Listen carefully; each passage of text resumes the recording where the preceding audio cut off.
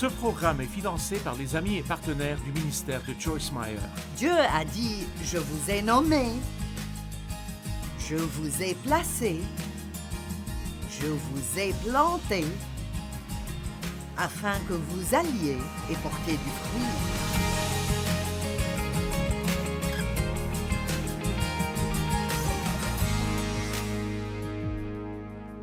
Vivre une vie très productive dans un monde occupé. Donc, c'est ce que nous faisons ce week-end. Tout d'abord, laissez-moi dire qu'il n'y a pas d'écriture dans la Bible où Dieu nous commande ou même nous suggère même que nous soyons occupés. Elle ne dit pas « soyez occupés », mais elle parle beaucoup d'être fructueux, de porter de bons fruits. Et donc, je veux vous parler de porter de bons fruits, et cela de deux manières différentes. L'une est le fruit de l'esprit.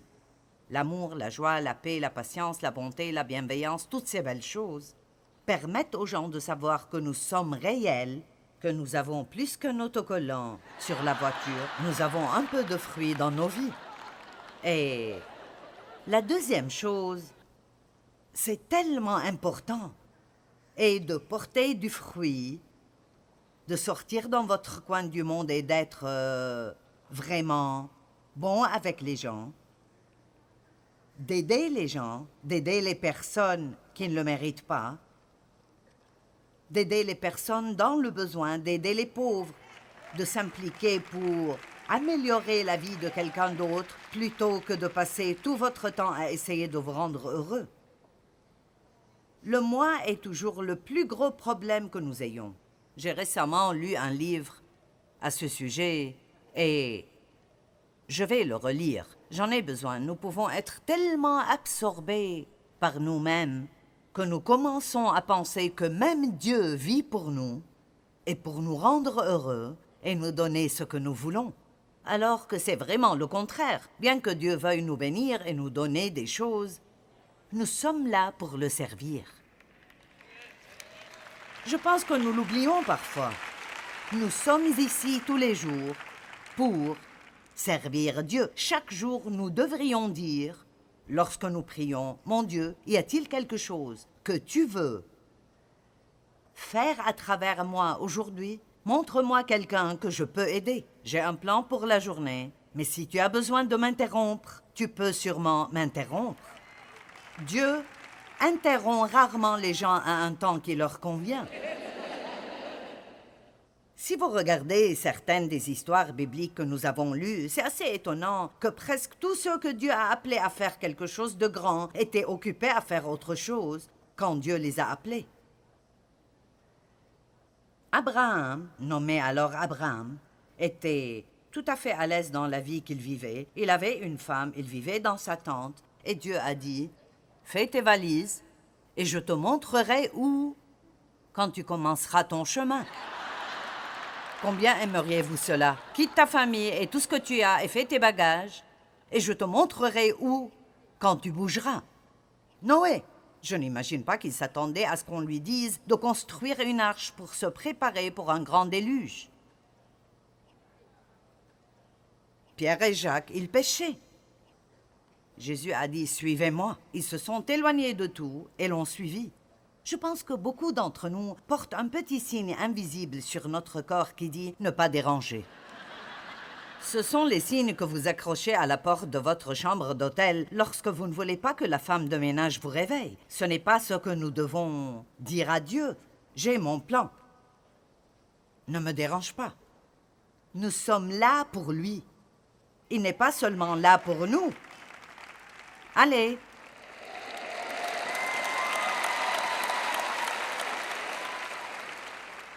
Pour une raison quelconque, cela m'est venu si fortement aujourd'hui. Comment nous disons toujours « Dieu fait ceci et fait cela, règle ça, et il y a ce problème, et donne-moi la faveur et ta bénédiction, et j'ai besoin d'argent, et donne-moi, et aide-moi, et répare ceci. » Nous pouvons prendre toute demande de prière à Dieu. Il aime vous aider. Il veut que nous demandions. Il n'y a rien de mal à demander des choses à Dieu, mais si c'est tout ce que nous faisons, alors nous manquons l'essentiel. Et donc, je veux vraiment vous encourager à commencer à demander à Dieu chaque jour, montre-moi ce que je peux faire pour toi aujourd'hui. Mets quelqu'un sur mon chemin que je peux aider aujourd'hui. Si vous commencez à prier cela, Dieu commencera à vous surprendre avec certaines choses. Cela n'est pas toujours pratique, mais je vous dis ce que j'ai appris après les années que j'ai vécues. Et c'est que vous ne pouvez pas être égoïste et être heureux en même temps. Ça ne marche pas. Donc, nous ne voulons pas être occupés. Nous voulons porter de bons fruits. Matthieu 12, 33, vous les reconnaîtrez par leurs fruits. Comment le monde est-il censé savoir que le Christ vit en nous?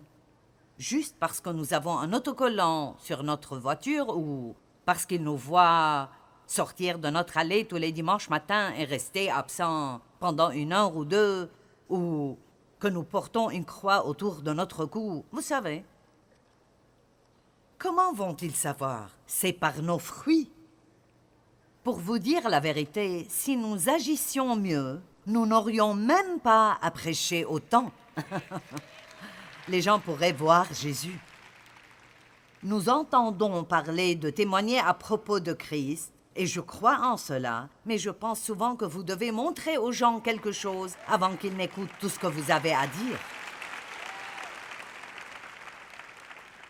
Maintenant, le fruit se voit dans notre comportement, dans nos paroles et dans ce que nous faisons pour aider les autres. Donc, une des questions auxquelles j'aimerais que vous répondiez intérieurement ce week-end, faites une petite réunion avec vous-même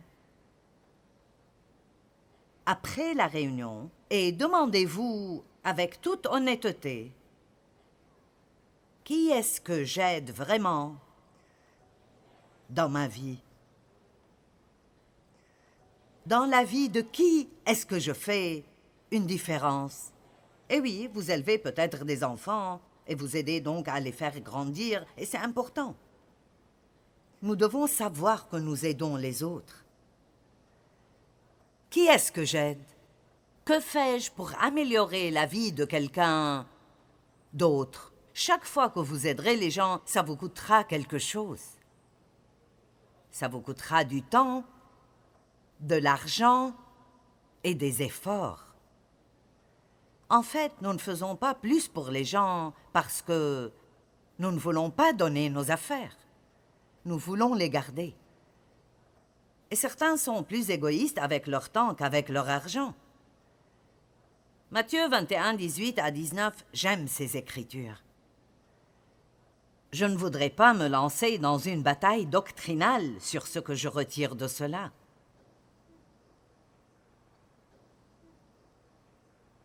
Il est écrit dans le verset 18, « Le matin, en retournant à la ville, il eut faim. »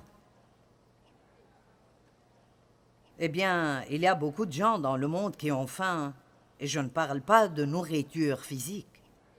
Ils ont faim de quelque chose. Ils ne savent même pas ce que c'est. Le monde ne les satisfait pas. La vie ne les satisfait pas. Ils ne peuvent pas être heureux. Ils ne savent même pas ce qu'ils veulent, mais ils ont faim. Ils ont besoin de quelque chose et ne savent pas quoi. Et donc, voyant un figuier sur le chemin, au bord de la route, il s'en approcha, mais il n'y trouva que des feuilles. N'oubliez pas cette partie.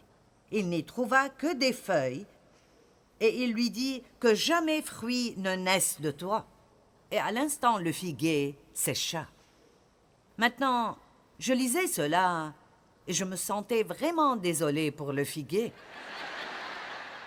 Cela semblait presque être une chose méchante à faire. Pourquoi as-tu maudit le figuier simplement parce qu'il n'avait pas ce que tu voulais? Cela semblait contraire au caractère de Jésus, jusqu'à ce que j'ai découvert quelque chose sur les figuiers. Cela se trouvait dans la Bible classique amplifiée originale. Maintenant, ils l'ont refaite, mais il était en fait indiqué au bas de la page que, dans le cas des figuiers, quand ils ont des feuilles, ils sont censés toujours avoir des fruits sous ces feuilles. C'est juste comme ça. À la saison des fruits, ils ont des fruits et il y a des feuilles sur les fruits. Donc il avait faim, il a vu la feuille, il y est allé, s'attendait à ce que sa faim soit rassasiée. Eh bien, je pense que très souvent, nous n'avons que des feuilles et pas de fruits. Nous avons des messages sur nos voitures disant « Je suis un chrétien ». Nous allons à l'église, nous mettons notre musique chrétienne, nous avons nos bijoux chrétiens et notre langue est chrétienne. Allez, vous savez. Amen. Eh bien, louez le Seigneur. Et je pense que Jésus a maudit le figuier parce que c'était un faux. Il faisait semblant d'avoir quelque chose qu'il n'avait pas. Et écoutez-moi, je ne veux pas être un figuier qui n'a que des feuilles et pas de fruits. Allez!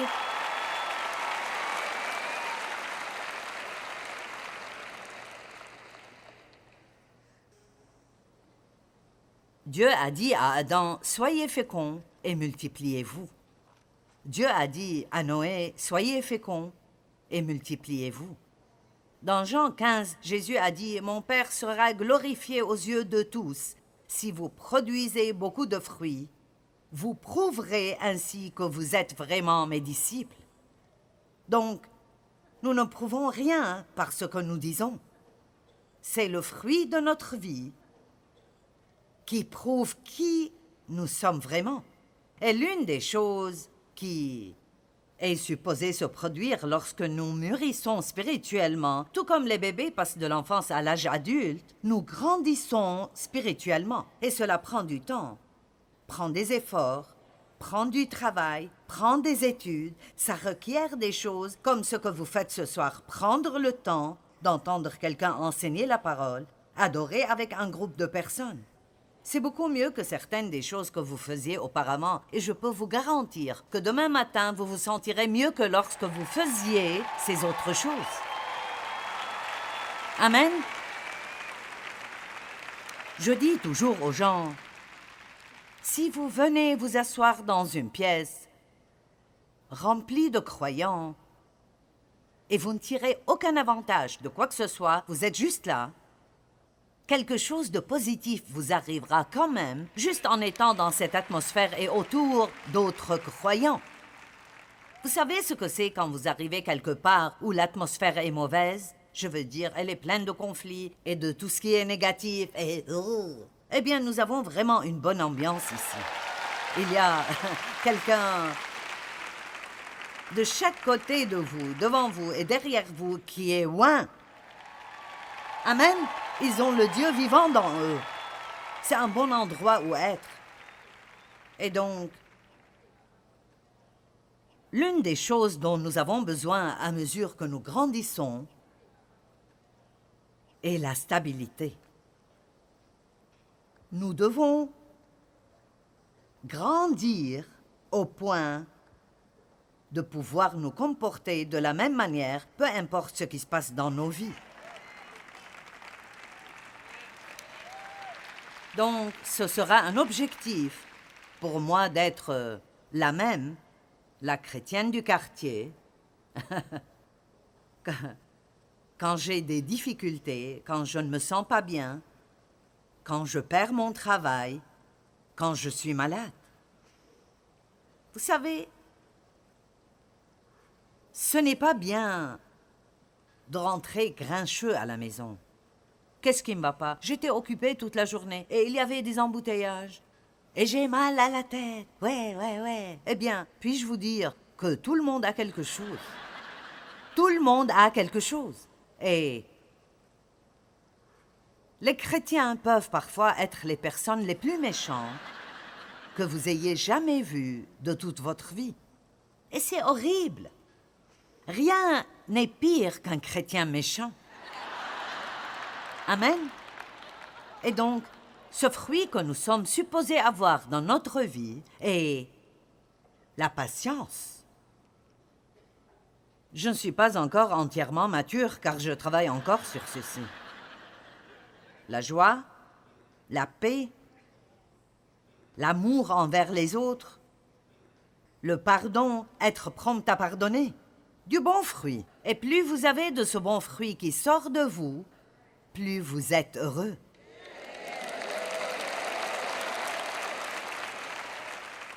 Parce que je vous dis la vérité, lorsque nous laissons nos émotions régner et nous agissons mal, nous nous comportons mal, peu importe le nombre d'excuses que nous donnons, nous nous sentons vraiment mal à l'intérieur. Peu importe ce que nous reprochons, nous savons que ce n'est pas bon et nous nous sentons vraiment mal à l'intérieur. Donc je vous dis la vérité, et je peux le dire 100 fois pour que vous ne l'oubliez pas. Plus vous traitez bien les gens, plus vous serez heureux. Amen.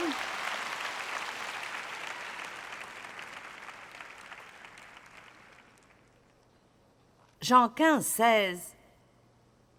Vous ne m'avez pas choisi, dit Jésus, mais je vous ai choisi. Je vous ai nommé et placé, et je vous ai planté à dessein. J'aime ça. En d'autres termes, où que vous soyez, ce n'est pas un accident.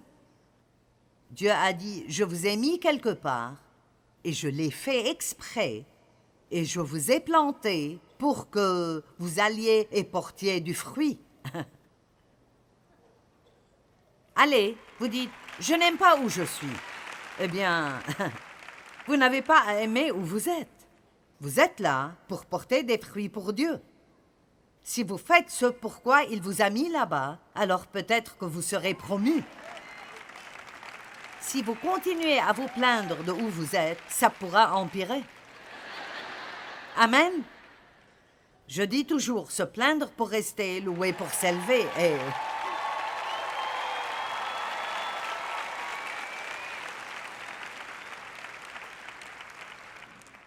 Qu'est-ce que j'ai fait ici?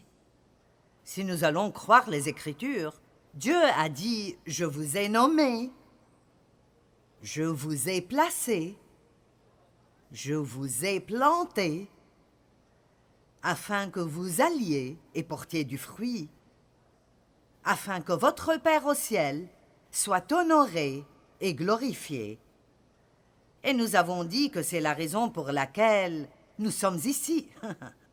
Honorer et glorifier Dieu. La définition du fruit est ce qui est produit par l'énergie inhérente à un organisme vivant. En d'autres termes, tout ce que vous voyez apparaître à l'extérieur est le résultat de quelque chose qui se passe à l'intérieur. Et donc, vous savez qu'un arbre est un oranger parce qu'il a des oranges. Vous savez qu'un pommier est un pommier parce qu'il a des pommes. Ainsi, vous pouvez savoir qu'un chrétien est un chrétien si vous voyez des fruits chrétiens. Mais si tout ce que vous entendez est des paroles et une attitude de supériorité par rapport à tout le monde, ou une attitude de jugement envers tout le monde qui n'est pas aussi bon que vous l'êtes, amen. Vous savez, il y a tellement de gens dans le monde qui souffrent tellement. Et souvent, en tant que chrétiens, nous sommes tellement habitués à être ensemble et à être tous si spirituels ensemble. Et puis, nous sortons et nous rencontrons quelqu'un qui... Wow! Et la première chose que nous sommes tentés de faire est comme se retirer et s'isoler. Et je me souviens que j'étais avec un pasteur d'Angleterre, et mon mari et quelqu'un d'autre. Et ce pasteur anglais était vraiment super avec les gens. Et nous sommes allés à un Starbucks, et la fille qui nous servait avait des cheveux de 5 couleurs différentes qui allaient dans 40 directions différentes. Et elle avait des piercings partout. Eh bien... Vous savez, je pouvais sentir mon attitude religieuse. Allez. Avez-vous déjà senti votre petite attitude religieuse ressortir, c'est comme tout de suite vous êtes sûr que... Eh bien, ce gars d'Angleterre, il se penche au-dessus du comptoir et dit « Ah, j'aime tes cheveux, comment fais-tu cela ?»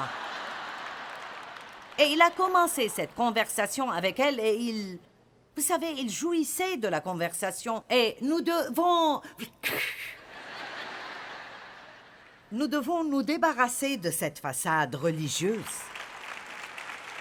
Amen. Je raconte parfois cette histoire, mais je raconte tout ce qui est dans mon cœur. J'étais allée faire des courses avec une autre femme et c'est une évangéliste et je suis une enseignante. Et nous sommes allés dans un magasin et la fille a dit « Pourquoi êtes-vous en ville ?»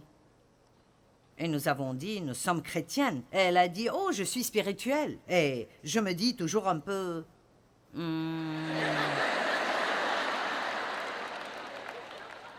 Quand vous dites à quelqu'un que vous êtes chrétien et qu'ils vous disent qu'ils sont spirituels, vous devez d'abord savoir de quel type de spiritualité ils parlent. Et donc, nous avons parlé un peu et pendant la conversation, elle a dit quelques jurons de très mauvais et elle a dit « Oh, je suis désolée. » Puis elle a dit « Je pense que Dieu jure. » Eh bien... J'ai été vexée là. Je vais défendre Dieu. Je me suis penchée et j'ai dit, Dieu ne dit pas de jurons. Et mon ami évangéliste est venu juste devant moi et a dit, mais il aime les gens qui le font.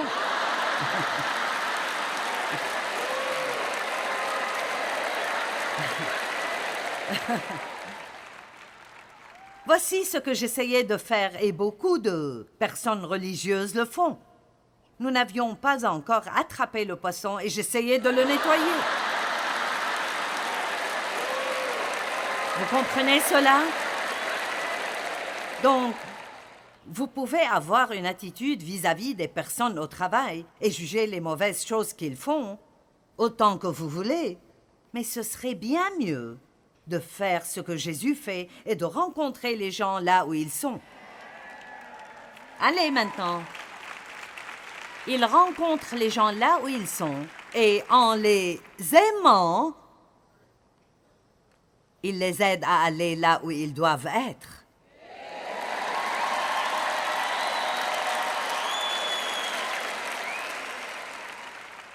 Le fruit est l'expression visible de quelque chose qui travaille en nous de manière invisible. Ainsi, la façon dont les gens peuvent voir que Dieu agit dans notre vie est par la façon dont nous changeons. Maintenant, ça prend du temps. Nous ne réparons pas tout en même temps. Nous grandirons tant que nous avons un corps humain. C'est pourquoi nous ne pouvons jamais arrêter d'apprendre. Nous devons toujours éduquer, rééduquer et répéter certaines des mêmes choses encore et encore. Ainsi, Éphésiens 3:20 dit « Dieu peut réaliser bien au-delà de tout ce que nous demandons, espérons ou même pensons par la puissance qui agit en nous. » Maintenant, si nous arrêtions de garder Jésus uniquement pour nous-mêmes, comme notre petit cabinet d'approvisionnement privé, nous lui donnons notre liste de 20 choses que nous devons avoir aujourd'hui. Dieu, si tu ne le fais pas, si je n'ai pas de percée aujourd'hui, Dieu, je ne sais pas si je peux tenir le coup. Je ne sais pas si je peux tenir le coup. Mon climatiseur est en panne et le technicien n'arrive pas. Je suis déprimé. Mais réellement, vous n'avez aucune idée de ce que Dieu veut faire à travers vous. Des choses merveilleuses. Eh bien, je tiens à vous rappeler à nouveau que la Bible ne dit jamais que nous devons être occupés. Elle dit que nous devons être fructueux.